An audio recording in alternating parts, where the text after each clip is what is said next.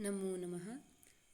अस्माभिः सप्तमी कक्षायाः रुचिरा पाठ्यपुस्तके विद्यमानाः पाठाः पठ्यमानाः सन्ति।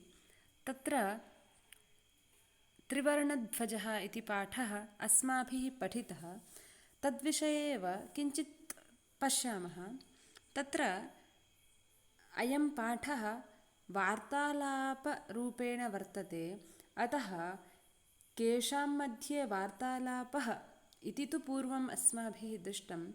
अधुना सर्वेषां मध्ये वार्तालापः कः जातः इति पश्यामः। आदौ देवेशस्य वचनानि, तत्र प्रश्नद्वारा तेन किम् उक्तम् इति पश्यामः। अद्य कः दिवसः अस्ति? अद्य स्वतन्त्रतादिवसः अस्ति उत्तरं। तत्र अद्य नाम अस्मिन् दिने स्वतन्त्रतादिवसः, इण्डिपेण्डेन्स् डे सर्वैः ज्ञायते निश्चयेन। ध्वजारोहणं कः करिष्यति? प्राचार्यमहोदयः। तत्र वाक्येऽस्मिन् करिष्यति करिष्यति इति भविष्यत् काले प्रथमपुरुषस्य एकवचनरूपं कृ धातोः। छात्राः किं करिष्यन्ति? सांस्कृतिककार्यक्रमान् करिष्यन्ति। तत्र छात्राश्च इत्यत्र छात्राः च इति सन्धिविच्छेदः। तत्र किं नाम सांस्कृतिककार्यक्रमः इति चेत् यस्मिन् कार्यक्रमे नृत्यगीतभाषणनाटकादिकार्यक्रमाः भवन्ति, सः कार्यक्रमः सांस्कृतिककार्यक्रमः इति कथ्यते। सांस्कृतिककार्यक्रमः इति पुल्लिङ्गशब्दः अकारान्तः। तस्य द्वितीयाविभक्त्याः बहुवचनरूपं सांस्कृतिककार्यक्रमाः इति। सर्वेपि कृपया एतस्य शब्दस्य उच्चारणं गृहे कुर्वन्तु। यदि शक्यते प्रेषयन्तु, परन्तु निश्चयेन उच्चारणं कुर्वन्तु, सप्तसु विभक्तिषु अपि। अन्ते कानि मिलिष्यन्ति? अन्ते नाम कार्यक्रमस्य समाप्तिकाले मोदकानि मिलिष्यन्ति इति उत्तरं। मिलिष्यन्ति इत्यपि भविष्यत्कालस्य रूपं। तत्र लप्स्यन्ते, मिलेङ्गे इति मिलिष्यन्ति इति शब्दस्य अर्थः। तत्र अग्रे डेविडः किञ्चित् पृच्छति। तत्र शुचिः इति काचित् बालिका, तस्याः सम्बोधनम् एवं भवति शुचे इति। यथा इकारान्तमतिशब्दस्य सम्बोधनरूपं मते इति, तद्वत् शुचिः, रुचिः, बुद्धिः एतेपि शब्दाः ह्रस्व इकारान्ताः स्त्रीलिङ्गशब्दाः। अतः सम्बोधनरूपं रुचे, शुचे, बुद्धे इति भवति। डेविडः कां पृच्छति? शुचिं पृच्छति। किमिति? ध्वजस्य विषये पृच्छति। डेविडः किं ज्ञातुम् इच्छति? डेविडः ध्वजः कीदृशः, तस्य स्वरूपं किम् इति ज्ञातुम् इच्छति।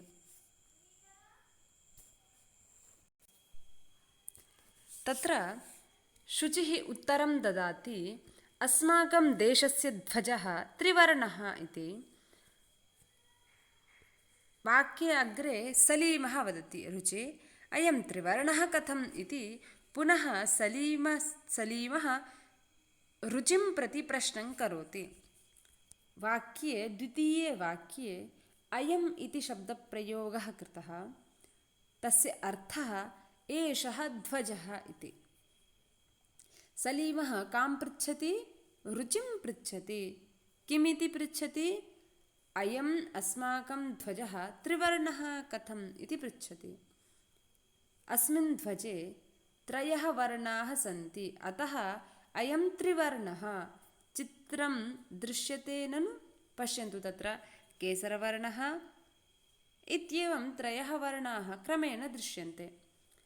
तत्र प्रथमः वर्णः कः अस्ति, द्वितीयः वर्णः कः, तृतीयः कः अस्ति इति चेत् केसरवर्णः प्रथमः, श्वेतः द्वितीयः, हरितः तृतीयः। अरे इति सम्बोधनम् अव्ययपदम्। देवेशः वदति, अस्माकं ध्वजे एते त्रयः वर्णाः किं सूचयन्ति? सः यदा शृणोति यत् ध्वजे त्रयः वर्णाः सन्ति इति, तदा तस्मै प्रश्नः भवति। त्रयः वर्णाः सन्ति, ते किमपि सूचयन्ति वा इति। वर्णानां विषये देवेशस्य प्रश्नः भवति। कं प्रति पृच्छति? सलीमं पृच्छति। सः किं ज्ञातुम् इच्छति? कः? देवेशः ज्ञातुम् इच्छति यत् अस्माकं राष्ट्रध्वजे वर्तमानाः त्रयः वर्णाः किं महत्त्वं सूचयन्ति इति। तत्र सलीमः उत्तरं ददाति, शृणु, केशरवर्णः शौर्यस्य, श्वेतः सत्यस्य, हरितश्च समृद्धेः सूचकाः सन्ति इति। अत्र शृणु इति श्रवणे श्रु धातोः लोट्लकारस्य मध्यमपुरुषस्य एकवचनरूपं। रूपाणि एवं भवन्ति: शृणोतु, शृणुतात्, शृणुतां, शृण्वन्तु, शृणु, शृणुतात्, शृणुतं, शृणुत, शृणवानि, शृणवाव, शृणवाम। तत्र शौर्यं नाम ज्ञायते, सत्यं नाम किम् इति ज्ञायते, समृद्धिः इत्यपि ज्ञायते। समृद्धिः नाम यद् अपेक्षितं तत् सर्वमपि यदि अस्माकं समीपे वर्तते तर्हि वयं समृद्धाः इति ज्ञायते। शौर्यं तु धैर्यं, शक्तिः सर्वं ज्ञायते। सत्यं तु निश्चयेन ज्ञायते। तत्र वर्णानां नामानि कानि? पूर्वं पठितानि खलु? चित्रं दृष्ट्वा वदन्तु। केसरः, श्वेतः, हरितश्च। केसरवर्णः कस्य सूचकः? शौर्यस्य। श्वेतः सत्यस्य, हरितः समृद्धेः सूचकः। शुचिः: किम् एतेषां वर्णानाम् अन्यदपि महत्त्वं वर्तते वा इति शुचिः पृच्छति। अर्थात् एकं महत्त्वम् उक्तं, तद्विहाय अन्यदपि किञ्चित् प्रयोजनम् अस्ति वा नास्ति वा इति शुचिः पुनः प्रश्नं पृच्छति। अन्यदपि इत्यत्र अन्यत् अपि इति सन्धिः जाता। डेविडः उत्तरं ददाति, आम्। कथं न? अर्थात् निश्चयेन एतेषाम् अन्यदपि प्रयोजनम् अस्ति इति सूचयति। कथं न इति शब्दप्रयोगः। ध्वजस्य उपरि स्थितः केसरवर्णः त्यागस्य, उत्साहस्य च सूचकः। उपरि स्थितः अर्थात् ध्वजस्य उपरि भागे विद्यमानः वर्णः इत्यर्थः। ध्वजस्य इतोपि अधिकं महत्त्वम् अस्ति। अस्य केसरवर्णः त्यागस्य अर्थात् समर्पणाभावस्य सूचकः, तथा उत्साहस्य अर्थात् उद्यमस्य च द्योतकः अस्ति। ध्वजस्य उपरि कः वर्णः स्थितः? केसरः। किं किं सूचयति? त्यागम्, उद्यमं च उत्साहम् अर्थात् उत्साहं सूचयति। सूचयति नाम ज्ञापयति। मध्ये स्थितः श्वेतवर्णः सात्विकतायाः, शुचितायाः च द्योतकः। ध्वजस्य मध्ये कः वर्णः स्थितः अस्ति? श्वेतः। सः सात्विकतायाः द्योतकः। श्वेतवर्णः पुनः कस्य द्योतकः अस्ति? श्वेतवर्णः पुनः शुचितायाः द्योतकः अस्ति। तत्र सात्विकतायाः अर्थात् शुद्धतायाः इत्यर्थः, शुचितायाः पवित्रतायाः द्योतकः सूचकः। अधः स्थितः हरिद्वर्णः वसुन्धरायाः सुषमायाः ऊर्जस्वितायाश्च द्योतकः। ध्वजस्य अन्ते कः वर्णः स्थितः अस्ति? हरिद्वर्णः। सः हरिद्वर्णः किं सूचयति?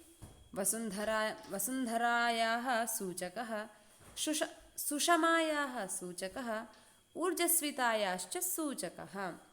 तत्र ऊर्जस्वितायाश्च इत्यत्र सन्धिः, ऊर्जस्वितायाः च इति विभागः। वसुन्धरायाः नाम पृथिव्याः इत्यर्थः, सुषमा नाम शोभा इत्यर्थः।